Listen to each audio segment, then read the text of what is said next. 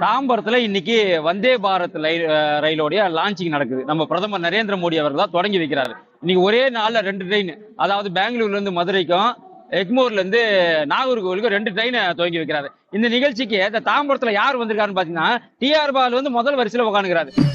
அட வெக்கம் கட்டுவீங்களா? இதுக்கு எதுக்குடா வெள்ளையங்கிலி மாலையன்னு? கூட இங்க எஸ்ஆர் ராஜா எம்எல்ஏ உட்காந்துக்கிறாரு. நாம் யாருக்கு என்ன தீங்கு செய்தோம்? நமக்கு மட்டும் ஏன் இப்படி எல்லாம் நடக்கிறது? இந்த டிஆர் பாலு தான் பார்லிமெண்ட்ல சொன்னாரு, தமிழகத்துக்கு 1 ரூபாய் கூட நிதி கொடுக்கல ரயில்வே துறையிலன்னு சொன்னாரு. ஆனா இப்ப எப்படி பல்ல இழிச்சிட்டு வந்து உட்காந்துக்கிறாரு வீடியோவை பாருங்க. அத வேற ஞாபகப்படுத்திட்டீங்க. நெஞ்சமெல்லாம் பொண்ணு அறக்கு தம்பி, மறக்க முடியல. நம்ம ஆளு பல்ல இழிச்சிட்டு வந்து உட்காந்துருக்காரு, ஆனா பேட்டி கொடுக்க மாட்டாரு. இப்ப கூட சூனாப்பானா சுப்ரீம் கோர்ட்டே வந்தாலும் உன்னை ஒண்ணும் பண்ண முடியாதுடா. இந்த ரெண்டு அதாவது இந்த ஏப்ரல் மாசம் தான் உங்களுக்கு வந்துட்டு இந்த பட்ஜெட்டை வெளியிட்டாங்க.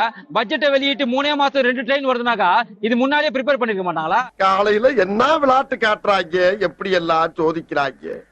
அப்ப மக்களை ஏமாத்துறதுக்காக இந்த திமுக போட்ட நாடகம் தான் அது. அவனை சொல்லி நிறுத்துங்களா? 1 ரூபாய் கூட கொடுக்கலாம். எப்படிங்க இப்ப 2 ட்ரெயின் வந்தது? இந்த 2 ட்ரெயின் லான்ச் பண்றதுக்கு வந்து டிஆர் பாலு எம்பி வந்து உட்காந்துருக்காரு. என்ன அர்த்தம்? வர்றேன் பூரா மொத்தமா என்னையவே குறி வச்சு வந்தா நான் என்னடா பண்றது? அப்ப யாரை ஏமாத்துறீங்க? மக்களை ஏமாத்துறீங்களா நீங்க? அப்ப நீ வந்திருக்காத ஏன் கொடி ஆசத்துக்கு மட்டும் வந்த? இப்போ பைத்தியக்காரப்ப எதுக்குடா வரீங்க எங்கெல்லாம்? அங்க பிரதமர் வந்துட்டு கொடி அசைச்சு வைக்கிறாரு. அதை பாக்குறதுக்கு உன்னோட தலைமையில நடக்கதான் இங்க சீன் போடுறது இங்க வந்துருக்கிறியா? ஐயோ அப்ப பார்லிமெண்ட்ல இதை பேசுவியா? நான் கேட்ட உடனே 2 ட்ரெயினை குத்துட்டாங்கன்னு பார்லிமெண்ட்ல போய் நீ சொல்லுவியா? ஏய், என்னைய வச்சு ஒண்ணும் காமெடி கிமெடி பண்ணலையே. நீ திராணி உள்ள இத்தனை வருஷம் எம்பியா இருந்தா நீ அதை சொல்லணும். நீ சொல்றியா இல்லையான்னு பாப்போமே கொஞ்ச நாள் கழிச்சு. நாங்க ரொம்ப கேவலமான ஆளு. கேவலமான ஆளுனா எந்த லெவலுக்கு இறங்கி அடிமட்ட வரைக்கும் போய் அலசுவோம்.